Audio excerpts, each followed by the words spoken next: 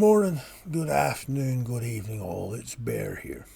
And I'd like to welcome you to my YouTube channel, aboxwithnolid, a channel dedicated to working with, raising and creating awareness around, but also learning and developing ways to heal complex trauma.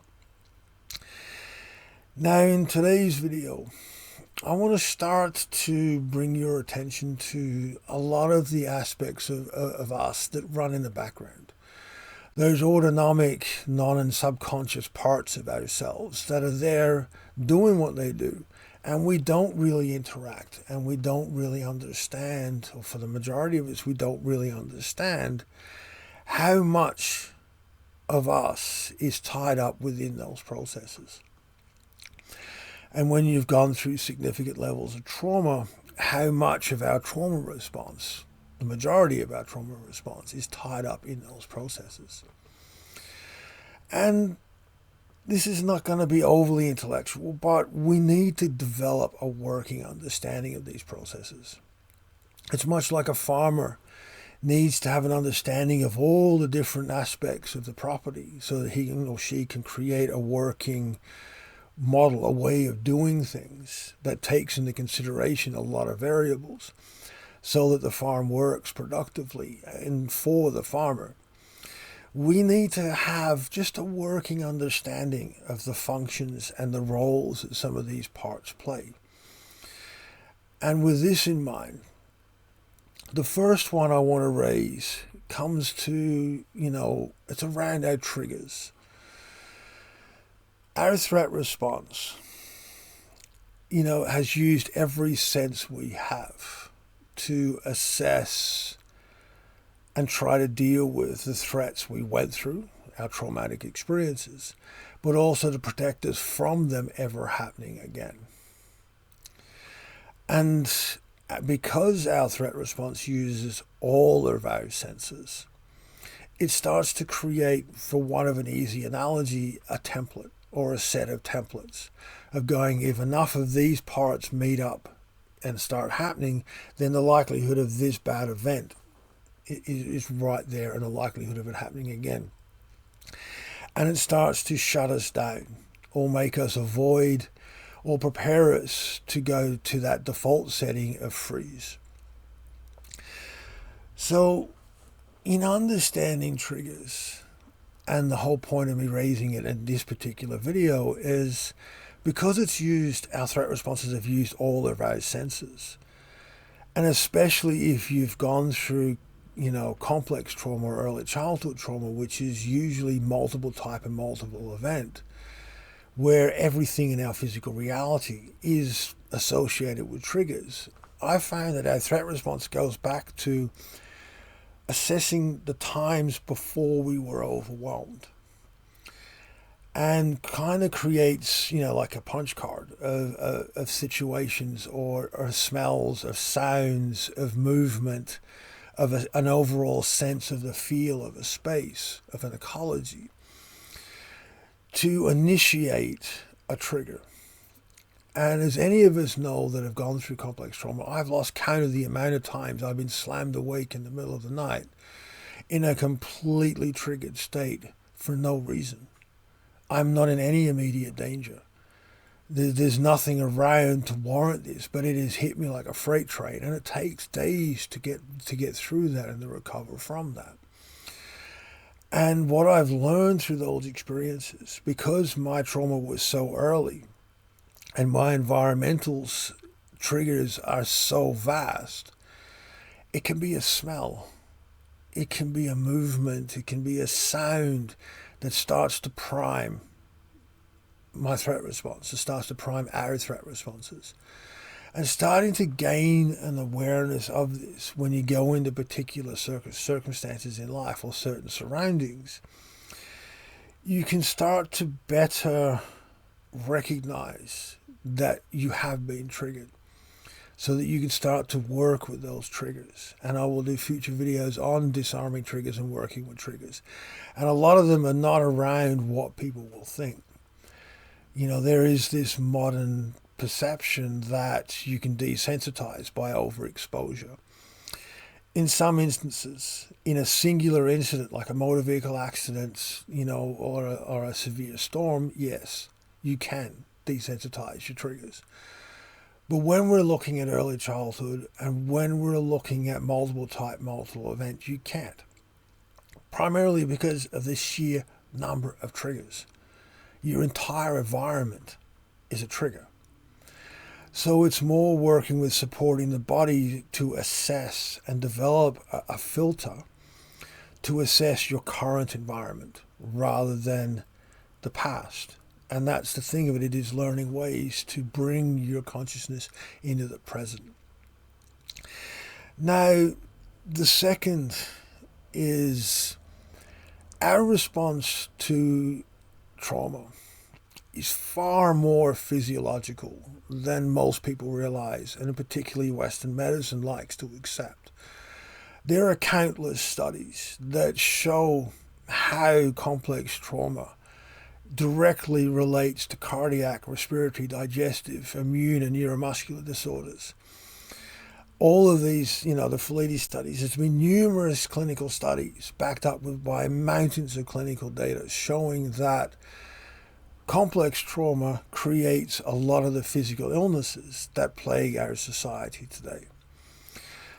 And the reason I'm raising this is, for many of us, myself well and truly included, when we go to seek help, when we go to seek medical help because there's something going on, our tests come back as normal. And the reason for this is the basic layer of testing is so freaking broad that unless things are highly, really on that bad end, the test won't pick it up. And you don't get the help you need. Unfortunately, a lot of this study data around trauma and the physiological aspects associated with trauma, for whatever reason, has not filtered down into frontline medicine. And, everything gets referred to mental health. Everything gets referred to a counselor or behavior modification therapy and all. And none of that stuff is effective when you're dealing with complex, multiple type trauma and the body's response. None of it's going to touch it. And I just want to say that you are not alone in your pursuit of getting help. And I really hope that the Western medicine kind of starts to understand the implications that the trauma it condones and creates has on the health of all of us that are within that society. To work with healing it, we need to start to look a little bit more old school in the regards of supporting our body to process. And the reason counseling and CBT, cognitive behavioral therapy, and all these things don't work with complex trauma is they are reliant upon a homeostatic state existing to be able to go back to. The body can go back to this state. And in the reality that primarily preverbal early childhood and most forms of complex trauma creates, that state does not exist. It has never been learned. And those therapies don't teach that state. They don't teach the truer points of positive attachment and secure attachment. They don't teach levels of interaction and the ways of assessing environments to where the body, the muscular system, the nervous system, and all the neurological responses and interactions do not develop to create this positive interactional place. That's not part of that therapeutic model. And that's how going a little more old school is. And a lot of what this channel is about, I will go back to old school, not just indigenous, but old school in general. And there are ways that we can use the way we live in our life, our diet, our food intake, our interactions, our ecology, our environment, to support our body to move through the physiological aspects and the sheer strain that trauma puts on our body. And going into the third is in understanding threat response, our very beginnings. in utero, the last trimester, and up until around 3 years of age, our biological self, our neurological self, our threat response has created a template of the level of response it needs. Now, using myself as an example, because my mother was under threat in the last trimester, as I was, she knew I was going to get taken from her. And because of how I was removed at birth and all the stuff that happened afterwards, my threat response goes from nothing to extreme. There is no staging, there is no assessment, there is no building towards. It just goes from off to full on volume.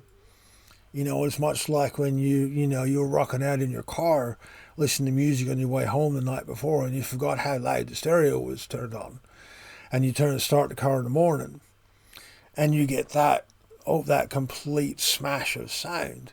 Well, that's when you go through pre-verbal trauma. That is what your threat response has been geared to do, to overreact. So this template needs to be understood, especially when you start to try to work with healing from this, from the traumatic experiences. Purely because I know my body will overreact. I change a brand of tea, my system will see it as a threat. So when I go through that threat, I talk myself down, and I know that no, I'm not having an allergic reaction, or this tea's not poisonous. It is just my system is geared to have this extreme reaction to something different.